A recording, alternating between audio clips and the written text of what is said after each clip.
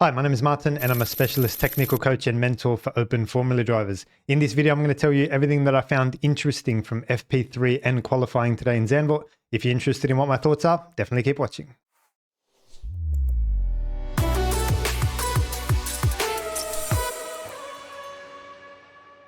Welcome back to the channel, guys. I hope you're going well. Let's start with a little bit of the weather. We spoke about this in the Thursday preview show and we could see where the precipitation was due, that it was just going to miss the paid sessions. Rain seems to be coming in overnight. So we had overnight rain yesterday.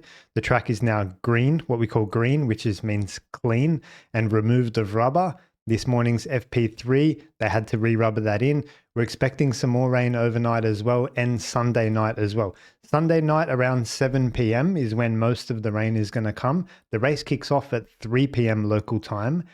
There is the very small possibility that that rain can come and interrupt the final stint. If the race runs a little bit longer than predicted due to a safety car or something like that, maybe a red flag, and that rain can just come forward a little bit earlier, bang, we might have some rain towards the end of the race. That would be awesome. That's the best we can hope for.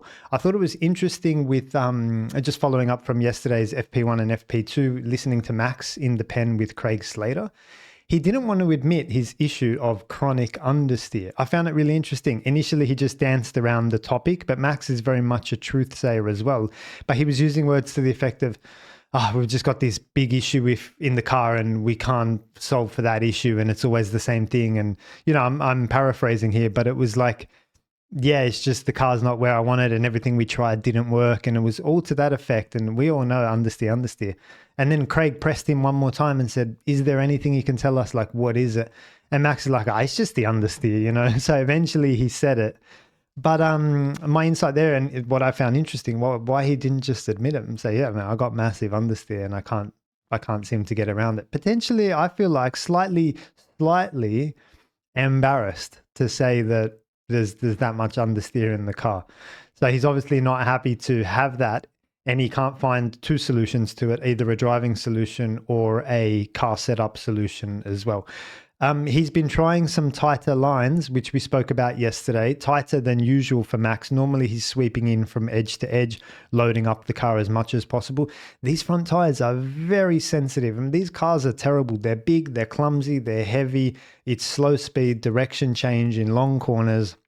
The cars don't like being told, go right, now go left super quickly. They like to be massaged. And if you ask less of the car, you're going to get a more compliant, better outcome.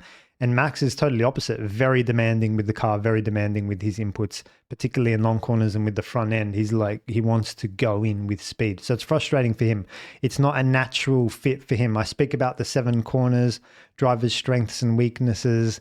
It's almost like if you're a tennis player, you've got serve, forehand, backhand, slice, volley, and we've got S's, long corners, double apex corners, chicanes, hairpins, and so on.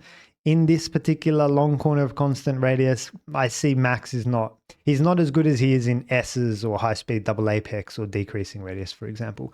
So yeah, I thought it was interesting that he didn't want to just say he's got the understeer. Maybe because I don't know. Maybe you guys let me know in the comments why you think that was. Maybe because we've heard it before. I'm not sure. Guys, I wanted to also say in this session, FP3, the Ferrari looked like an absolute piece of junk out there, I have to be honest.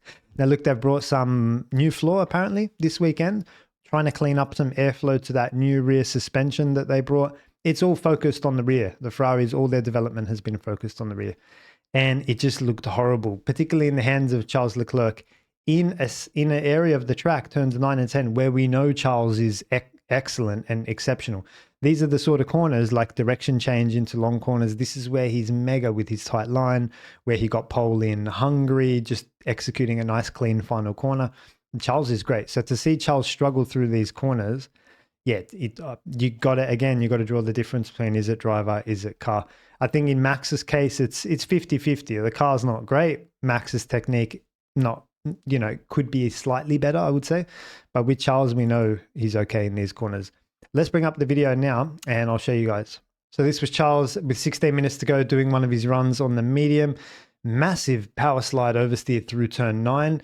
And then the thing also oversteers on the entry as well. So it's got exit oversteer, like on traction here, this one. And then when you turn in as well, even Charles with his tight line has to open the wheel. I'm watching the steering wheel here in the middle before he even gets to the apex of turn 10. He has to open the steering wheel again. I'll just go back and show you guys that piece and just pause it where we see it. So he's turning. I'm watching the glove here, and then the glove disappears. The steering wheel straight here. And then now he's putting counter steer into the Ferrari. He's going into a left-hander turning right. And if you zoom in or take a screenshot or something, you'll definitely see it. And then he has a second bite at turning in to see the glove again. So again, for someone of Charles's quality, the Ferrari's garbage, absolutely garbage this weekend. And yeah, it's a shame because Charles is a good driver, technically, very good driver. I've always said Charles technically on the lap time side, he's excellent.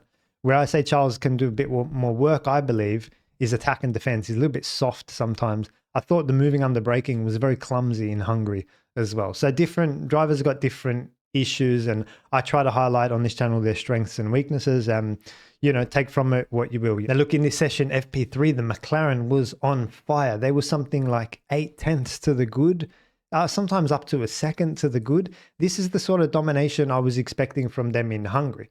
I was like, look, the McLaren's got mega front end grip, and in long corners, a constant radius, that's exactly the quality you're looking for. And in the hot conditions of Hungary, yeah, I was expecting like that sort of domination. For some reason, we didn't see it there. I'm not sure. Maybe the Ferraris, I don't know, masked that a little bit. But here we're seeing the true performance in situations where most cars are sliding the front axle with the understeer. McLaren are not. They can just turn into this corner and happy days. That being said, Lando's still got a much better technique into turn 10. It's a critical corner for me, guys. Turn 10, it's the middle of the track. Tires are getting hot, significant track width. It's one of the longest corners on the track. There's a little bit of a straight after it as well. So there's a lot of time in turn 10, and Lando's slightly better than Oscar there. We spoke about it yesterday, and I showed you guys Oscar's line. It's too wide, it's too demanding. It's very Max-esque in the sense that he opens up the edge of the track and tries to sweep in. He's never going to meet the apex. Now, the thing is, once you slide the front, it's like it's like it's on ice. It just continues to slide and you can never save it. It's not like it'll slide a little bit and then regrip in a very quick succession. Once the front starts to slide, there's so much weight in these cars and the tires are so mercurial that it will just like the corner, you just lose bucket loads of time, and the temperature just spikes through the tires as well. I'll show you guys the telemetry and something that Lando's doing really, really like a great piece of driving. But now that I'm speaking about tire temperatures, we also got a shot of Oscar Piastri's tire temperatures as well. So why don't I bring that up and we'll have a look at it together. So this was Oscar. He was on the soft compound tire at this point. This is about halfway through the session. He's just coming onto the main straight, and I'm stealing this graphic and just having a look at his steering wheel, seeing what sort of information I can glean. The only things I can read are speed, gear, maybe there's some lap time there. His delta is green, which means he's up. Some of this stuff on the right I can't see, but crucially I'm interested in this. This is the tire temperature, front left, front right, rear left, rear right, and it reads 90 on the front left, 83 front right, 83 rear left, and 81 on the rear right. So they're pretty healthy temperatures, guys. They're very manageable. Generally 95, I mean, it changes year to year, compound to compound, blah, blah, blah. Generally 95 is a really good place to be. I'll show you guys Hungary. This is good, by the way. These are cool. Cool temperatures. But I'll show you guys Hungary last time out, and I got a similar picture on board Lando on the mediums. I can't remember what session this was. Sorry, guys. Maybe I'm not. Again, I can't remember. But totally different temperatures. We've got 108 on the left rear, 105, 105, and 101. So the key call out for me is in Zandvoort, it's the front left that's the hottest. In Hungary, it's actually the rear left. And that might be the reason, therefore, that McLaren's advantage in Hungary wasn't as strong as I thought it would be, because the rear seems to be a bit of a limitation as well. And McLaren are much stronger in the front end, relatively speaking, to other cars. So this is quite hot. This is on the medium as well. So they're also struggling with temperatures in Hungary as well. That might be part of the reason. But if we go back to the shot in Netherlands, yeah, these are very cool, very mild temperatures, and they're going to offer a lot of grip at that temperature. So I'd love to see that across all of the cars. Unfortunately, I can only steal the onboards I can steal.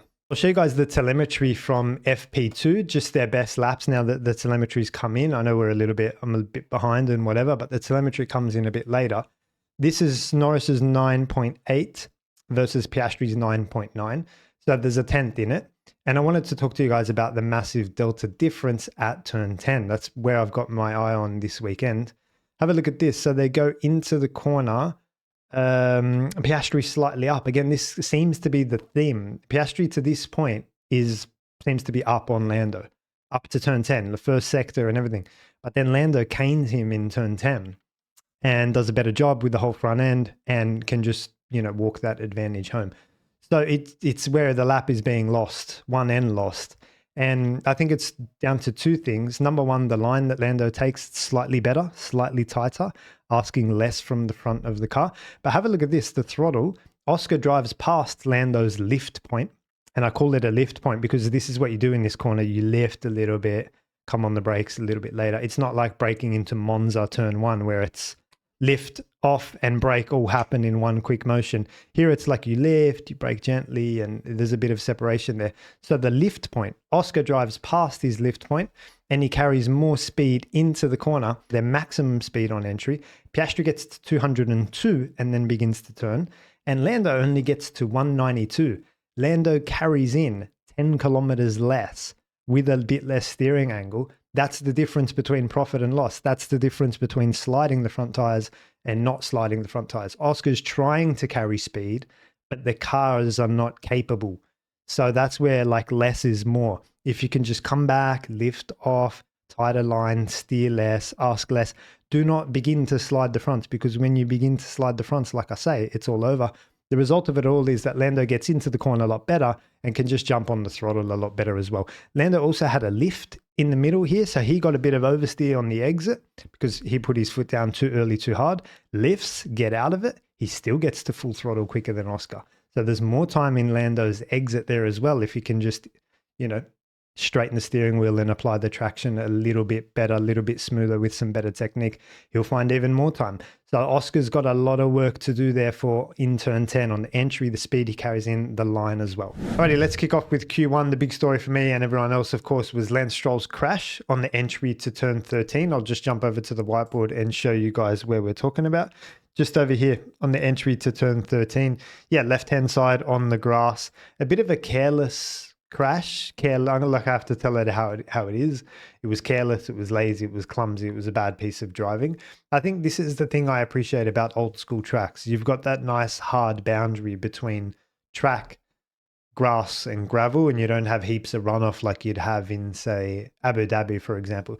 This is why I hate watching Abu Dhabi Dubai racetrack. It's just like, you'll never see stuff like that, and you'll never see that carelessness, and you just never see punishments for, hard boundary between track limits. So I quite like to see that.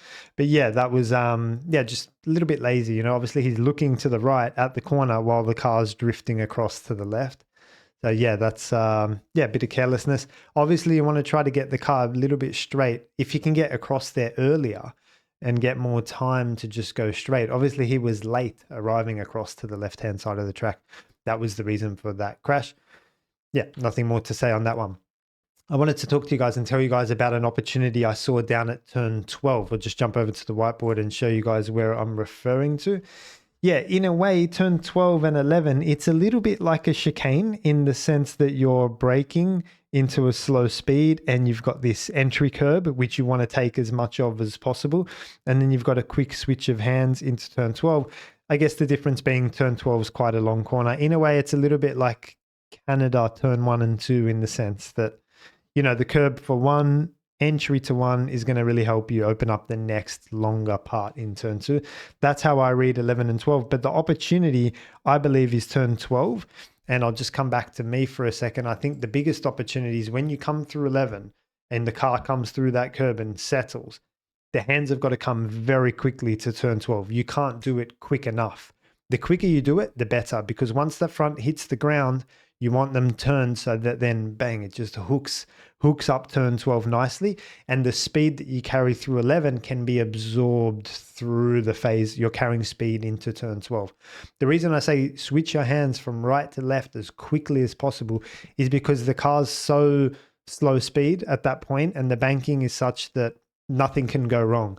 The quicker you do it, the better, because you're going to carry speed through 12, but you're not going to get understeer, you're not going to get oversteer. Like nothing can go wrong if you're on the right line and you just do it beautifully. So there is opportunity in 12. There's also opportunity at turn 3 in the different lines. That's the banked long corner, turn 3 as well. I haven't done the track walk, obviously, so I'm not sure, like, is it all the way up? Is it a little bit earlier? You know, my philosophies at this point are like mid-track is always a safe place to be, and driving the long way around, it looks risky. That's where Lance crashed yesterday. So I think mid-track is a better approach, but again, without walking the track, I need to see where that gully is and where that banking is, and you've got to try these lines as well. So I'm not 100% sure on the best way through there, but I am on the whole tight line thing in turn 10, and of course 11 and 12. Let me show you who did turn 11 and 12 really well. A beautiful piece of driving by Charles in Q3. The way he hooked up with 12 was beautiful. Let's have a look at that now. And yeah, just for context, the reason I'm showing you this now in Q3 is I spotted this as an opportunity in Q1. So I got a lot of onboards and could see the grip. Anyway, this was a good example of how it's done. This was Leclerc. It comes in, curb on the right, but that's the crucial part that I'm looking for. Just the way this part here, like once you've come through and the car's settled, bang, left hand steering lock as much as possible has to be here. And you'll see that the front left gets in this beautiful groove. And yeah, sorry, that was a bit blurry. I'm just going to play it in full speed there and just see how it goes. But once the car gets in that groove, in that little gully, it's lovely. Lovely piece of driving. Charles has been driving well. And like I said, the Ferrari's not been great. So like I like the tight line into 10. I like that aggressive hand switch into 12. If you're lazy into 12 with that hand switch and you do, like you go from right to left a bit later, you'll find that you don't carry as much speed. You don't get into that nice gully there. It's a good piece of driving. So hopefully I explained it well, but yeah, that's a good example for you guys. Q1 results are on the screen in front of you. We lost Colapinto, Hulkenberg, Ocon, Behrman, and Stroll as well, of course, with that crash. Q2 results now on the screen in front of you. The biggest call out for me here was that Antonelli got kicked out. Yeah, I think that's the second time in a row, potentially. But he's just been struggling lately, and I think this was a symptom of having missed FP1. Yeah, we spoke about building up the weekend yesterday and taking it easy on that dusty, windy, slippery, dangerous, unforgiving racetrack that is Zandvoort. I think, this is where you pay those penalties. Do you know what I mean? Like you miss FP1, it's fine. You can rejoin in FP2 and FP3, but in the paid sessions, this is where that experience and that knowledge and that car setup and that confidence goes missing. I'm not surprised to see Kimi Antonelli out in Q2. Joining him out was Sonoda, Bortoleto, Gasly, and Alex Albon. All right, let's talk about Q3. Lando, I think a big missed opportunity. I think he had the upper hand all weekend and he was applying the pressure on Oscar. He was quickest in all the practice sessions. He looked the best to my eye through turn 10, and even the data supported that through turn 10.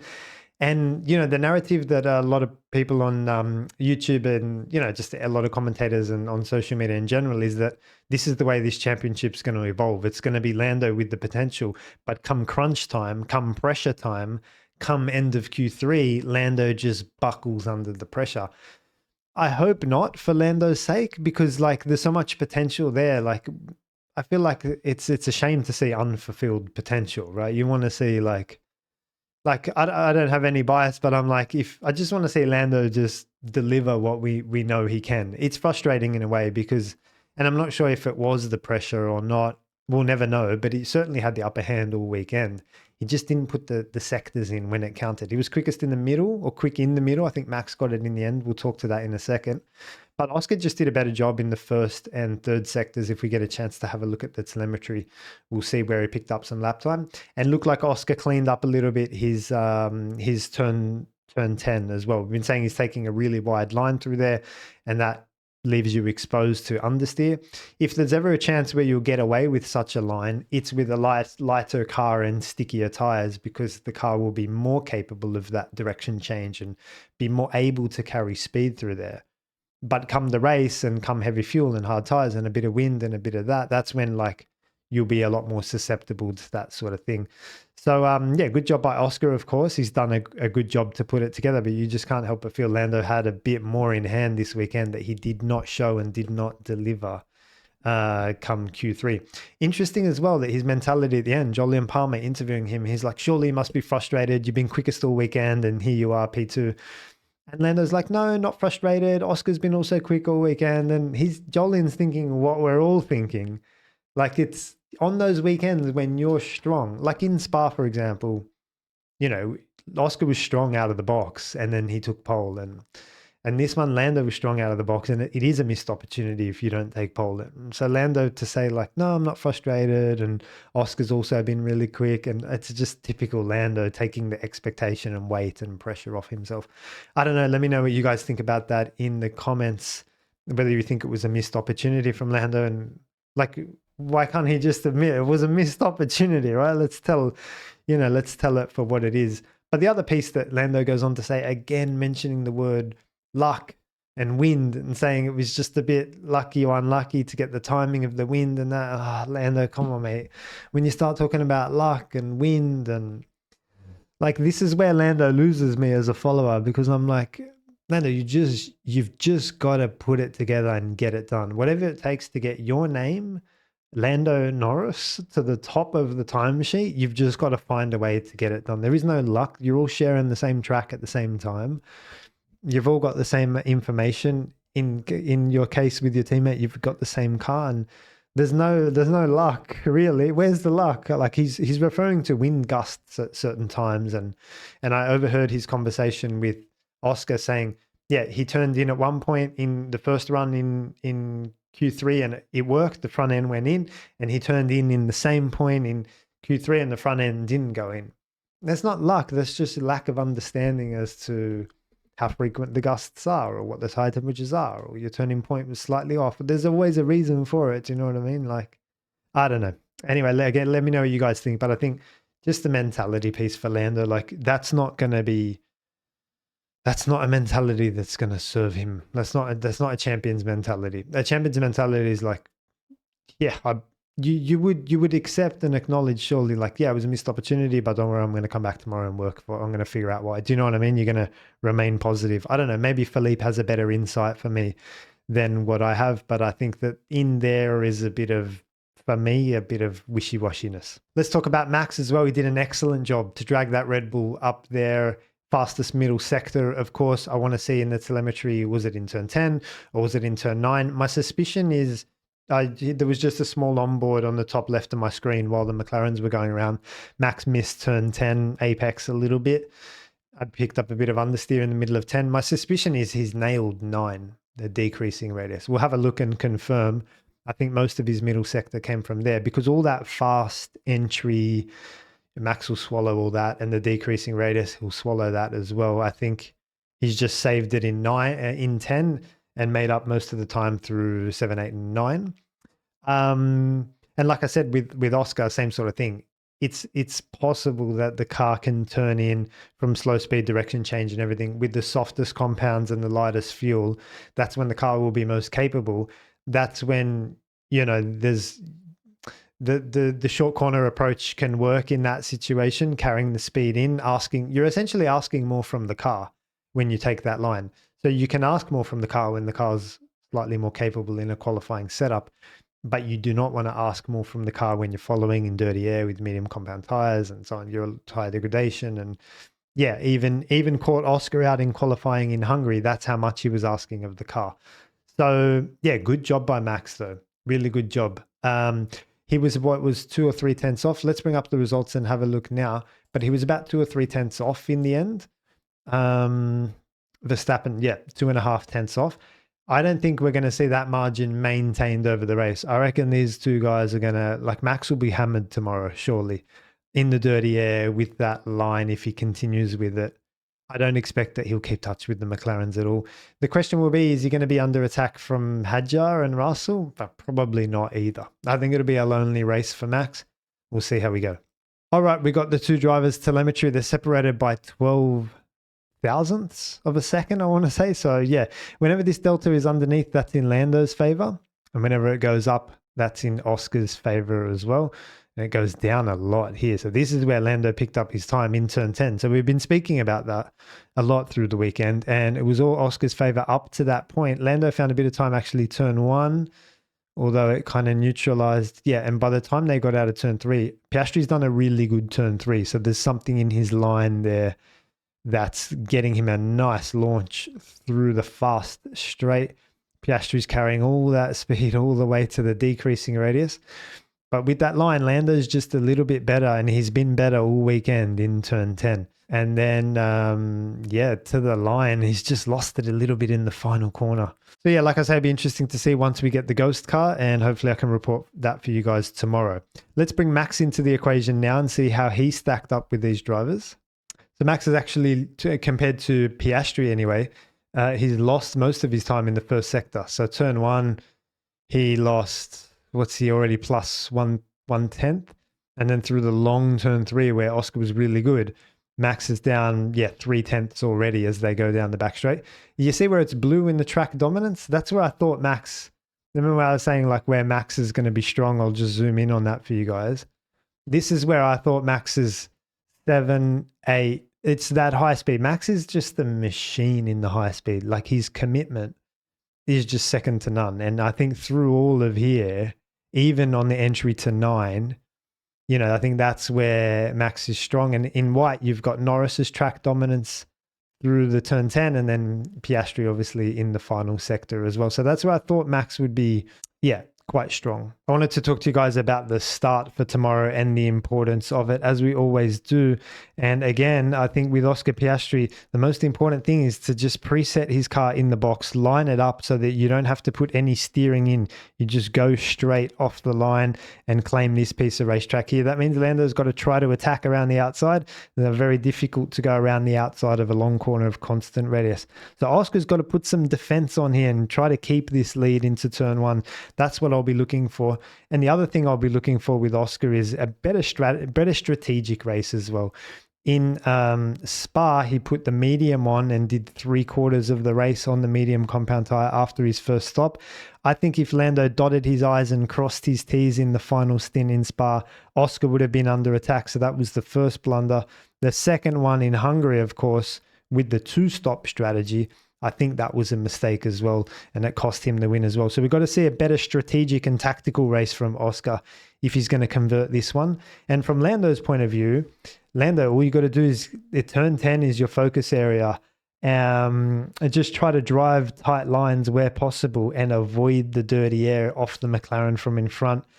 And yeah, just be creative with your strategy is the only way. So look after your front tires and be creative with your strategy. It's going to be very hard for Lando following Oscar, particularly through a lot of these line locked corners like 6, 7, 8, and 9. Very hard to avoid the dirty air in such corners. There's also some opportunity on the first lap. If you recall Fernando Alonso, the usual racing line is like around the outside here. And Fernando just found like a nice entry into turn 3 and grabbed a bunch of cars who were just floundering on the exit in the traffic here.